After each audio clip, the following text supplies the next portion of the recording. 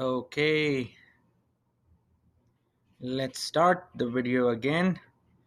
Back on for our Binance chart.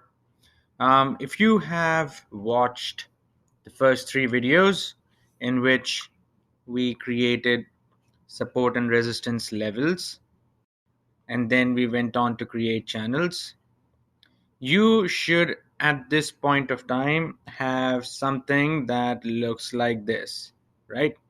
So I'm not going to go back and cover them all. This is the combination effect of levels as well as channels, right? Now, in this video, I'm going to touch upon certain things. First would be which direction support and resistance's strength, like the strength, depends on which direction Bitcoin is traveling. So we are going to assess this. Second, we will discuss about the moving averages, EMAs, and why. I use them, but I don't like them at all. And then in the end, we will discuss about the third support and resistance, which is your RSI. So we'll cover three things. So right off the bat, I don't want to make the videos long.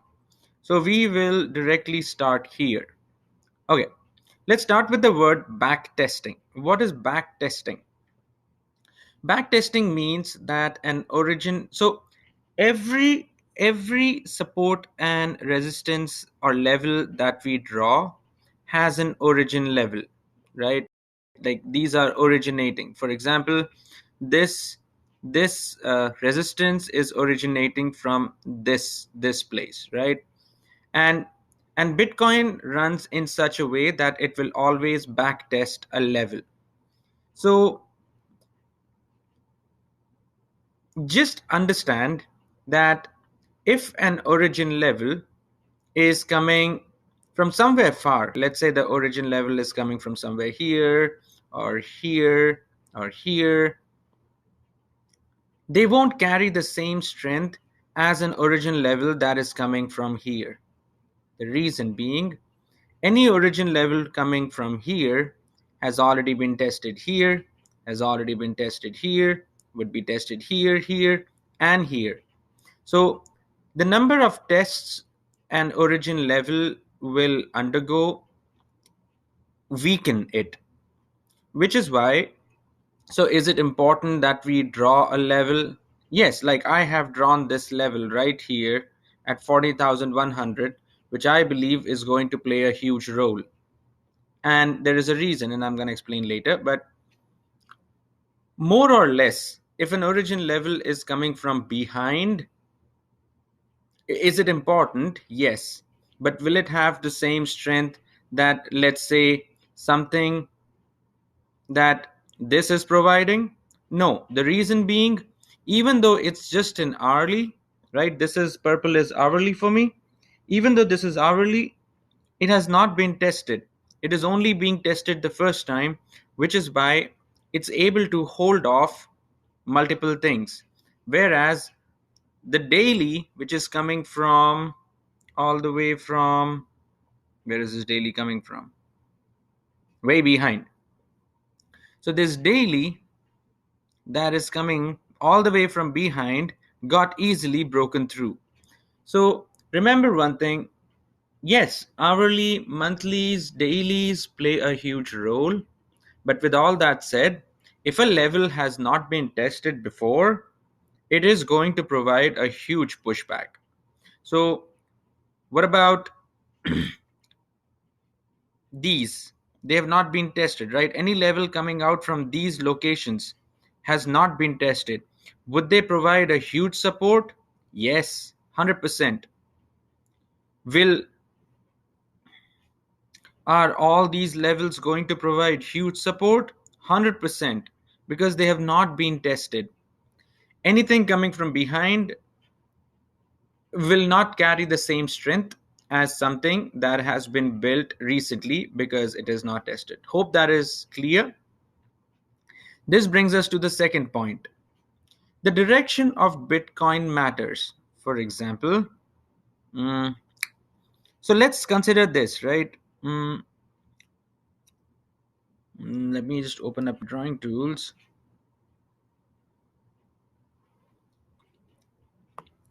And I'm gonna make some things. Give me a second.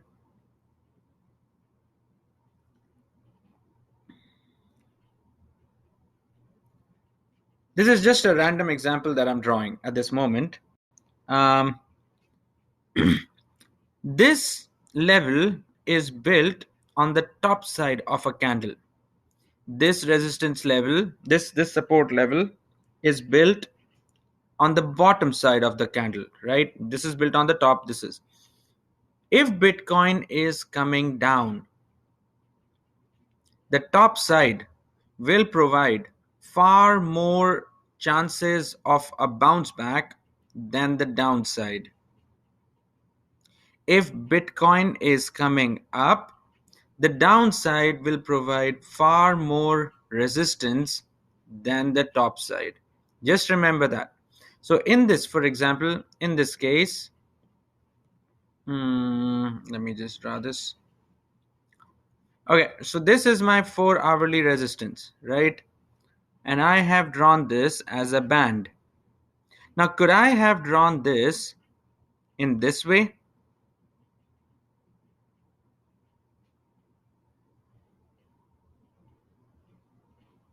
Yes, I could have easily drawn it on the bottom as well.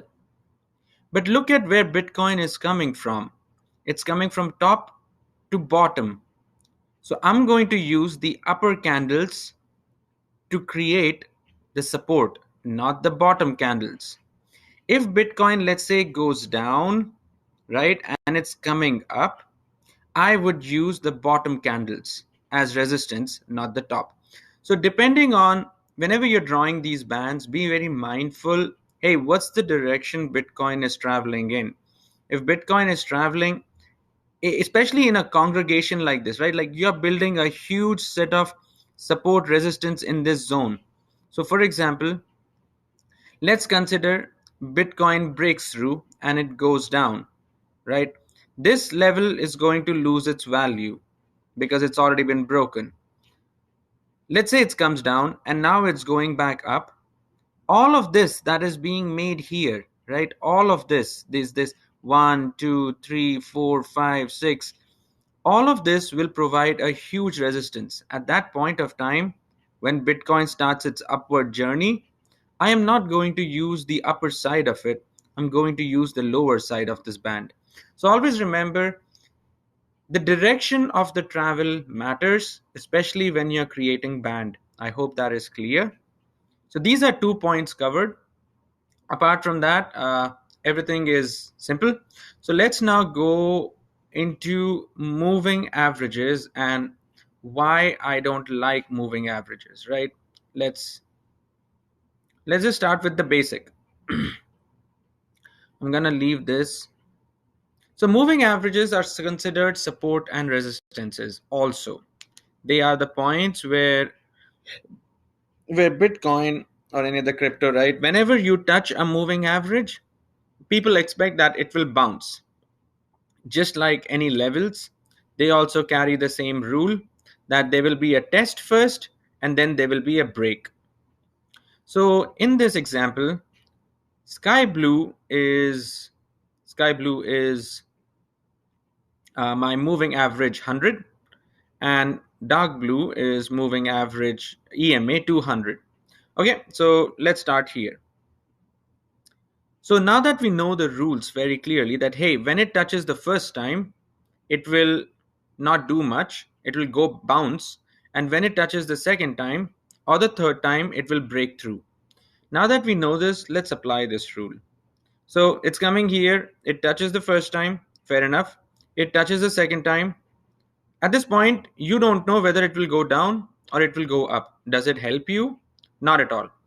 In this case, anyway, it decides to come back. Now, on the third trial, you would think, hey, it has already made 2 touches. On the third touch, it should break. Nope. It goes back up again. Now on the fourth touch, you are like 100% sure that, hey, it has already established three touches. It has to fall down. No, it bounces again, bounces again. So let's say you were using moving average as your trading strategy. On the third time, right here, you would think about shorting it because you feel like, hey, it's gonna go down, right? It's a third touch. You lose money. On the fourth touch, you think about shorting it. No, it doesn't go down. You lose money. Anyway, it's right here. Now that it has done 1, 2, 3, 4, 5, on the sixth time, you might think, hey, let me just go ahead like and long it again. Like once it touches, this time it goes down. Absurd behavior. Let's look at this. It comes, now it's on EMA 200. EMA 200 is stronger. This blue line is stronger than, because this is 200 and this is 100. That's just how the logic works. This is stronger.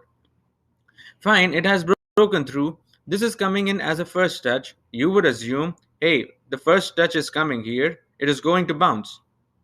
So you long it. Nope, it goes down, you get burnt. Now it's acting as a resistance.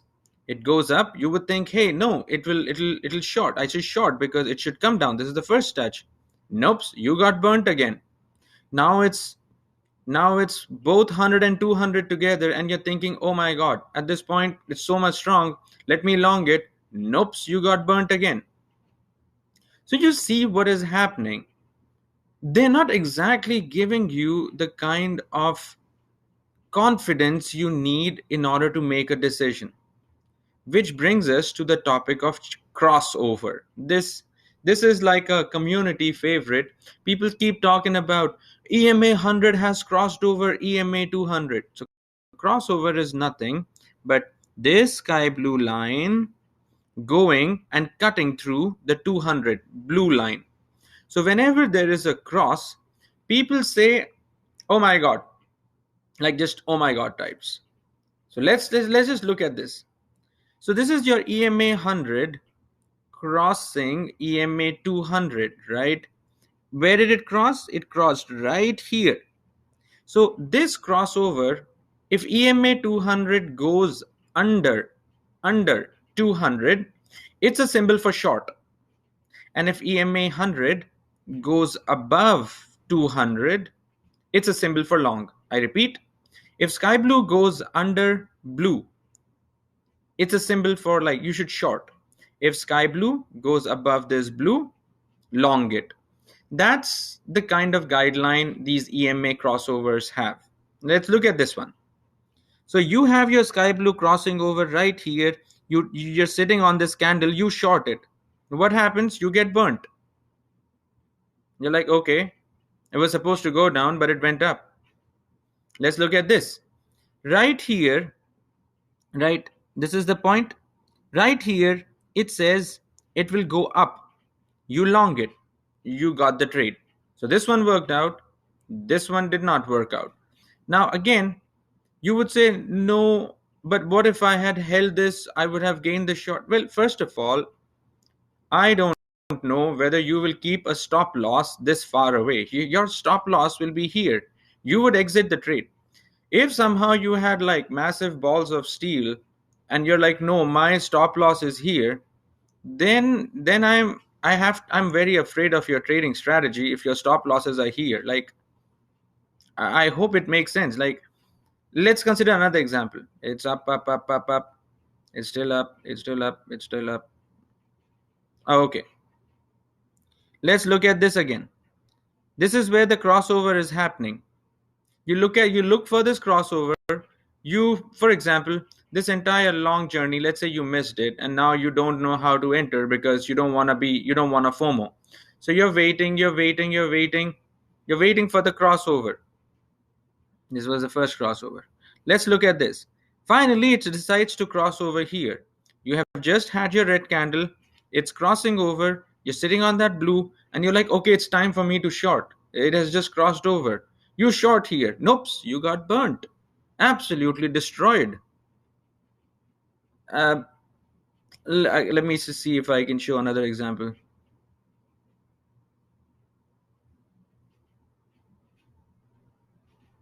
Okay, let's see what happens here. But the moral of the story is that The more you rely on indicators, let me see if I can find something funny again for crossovers. Okay, let's look at this. This time it's crossing over here. I mean, this was a good, like, you had a decent run, right? This one worked out. Let's look at the other one. Okay, this is the point. This is the point of crossover. Now you're sitting here, you've just closed it here, you close the candle, you start your long position somewhere here, and guess what happens? You got burnt again. I mean, these are 4-hour candles. You're talking about 2 days of hold, and you're not doing getting anything. So people ask me why I don't like EMA. Because first of all, it just doesn't make sense. I mean, if you look at EMA and you're like, okay, the bounce should come off the sky blue, or the bounce should, it never happens at a rate where you feel confident enough to make a decision, if it makes sense. Now, will they work in 15 minutes? No. Like 15 minutes is even worse. Like, look at what is happening. It's just going right through it, both EMA 200, as if I don't even know what the hell is happening. And people keep saying EMA 100 and 200. Like, look at them. No fucks given. They just crosses over like it's nothing. Like, you would think, like, at this point it's come back, it has to go down tremendously. You short it, like, nope, it's back up again. Just moves past 100 and 200 as if it's nothing. So this is my first beef with EMA 200. So again, do not rely on them completely. Use them something to guide the overall direction, but never ever make your trading calls based on EMAs. Like, I'm sorry, you will absolutely get burnt. Like, look at this right here. Like, you're sitting here, right? And sky blue has gone under. You're like, okay, I'm gonna short it here. You short here, and guess where the trend is? You get destroyed. Like, this is absolute burn here on a trading. So if you're looking at all the instructors, the educators, they will come and say, oh my god, EMA works, you gotta use this tool, EMA 100, EMA 500, EMA 200. Nah, bro, no. Just stay away. Draw the levels like the way we had done, and follow those levels. Now, are levels also guaranteed to give you success? No, but their failure rate is way less than EMA. Like, they make sense, these levels, these channels. Which brings us to the whole RSI. People love RSI, and I have been saying for a long time I hate RSIs. Let's look at this. Okay, let me see if I can make this sensible. I'm not gonna use moving average. I mean, if you guys want me to cover moving average, I'll cover as well, but I'm just gonna keep it short. Don't want to make it long. Um, let's look at this. I think this should be a good example. I can see multiple moving averages. So, RSI. So in RSI, for those who don't know, you have two bands. One at 30, this is the line, and one at 70. Right? I'm going to cover RSI in great detail later on, but for now, just know that, hey, if the RSI goes above 70, it means it's overbought and it has to fall. If the RSI goes below 30, it means it's oversold and it has to be bought. That means it'll go up. So basically, if it goes above 70, the trend will be down. If it goes above 30, the trend will be up. So let's see how RSI is. So right here, you're sitting, you're monitoring your RSI, and you're like, okay, RSI has gone to 70. The minute it touches 70, your thinking is, I'm going to short it because it has to come down. It's overbought. Guess what it does? It throws a goddamn big candle on your face right here. Anyway, so now we are at this red candle and RSI is here at this point, and the trend is overall down. So you're like, okay, fine, I got burned this time, but this time it's coming down. It's already at 70. It has to go down, right? You short it one more time. Guess what happens? This fucking shit goes all the way up here. Like, doesn't even make sense. You're saying that it's already overbought and the candle is going up. Anyway, the same shit happens here again. It's come down. You're like, okay, it's supposed to go down. No, it's comes back to overbought territory. You think about shorting it one more time. You get completely destroyed with these candles. And then somewhere here, you're thinking, okay, RSI is going down, so I'm going to short it, right? Like, no, this shit is still going up. So, okay, finally, this position, the short works out, right? This position, you're like, okay, man, I've been burnt like 6 times before. I'm going to short it here. It's still at 70. It's overbought. Yeah, this short works out. Out of 6 goddamn tries, you made money in one, you lost money in the remaining 5. And then people come and say RSI is such a great tool. Let's look at this. You're back to overbought, right? Right here, you're overbought. You short it. This shit goes up. It just throws a massive candle on your face. Like, look at the size of this candle. This candle will destroy you all the way from 60. It's 5,000, like 3,800 points candle. Nobody survives this candle. Like, if you're in the game and you are shorting here and you get this shit in your face, you're gone. You're gone, absolutely destroyed. Let me see it bottom candle. I should not just show you. Okay, let's look at this. Right here, it's overbought. Like, right, okay, let's consider this. This candle, at the end of this closure, you get the meaning, you get the sense like, hey, it's oversold. I'm gonna long it. So you decide to long it. Guess what happens? Fucking goes down, down, down, down, down. Like, from here, you wanted to short, looking at RSI, and it goes down all the way. You're like, you're destroyed completely. Which is why, once again, these technical indicators are nothing but formulas. I have said this again and again. Um, should you use them? Yes. As guidance and guidance only? Yes. But if your trading strategy depends on using these moving averages as the baseline and expecting that, hey, moving averages is here, it's gonna take a bounce from this, then I'm sorry, like, because 5 out of 6 times you're going to get burnt. Now, even if you were to use moving averages and RSI together as a strategy, I can assure you it doesn't work. I can even spend some time explaining whether moving average on an RSI, all of this is bullshit. Just stick with the levels, make the channels, and keep it clean and watch the price action. Your price action will guide you. I hope it makes sense. Yeah, see you around in the next video.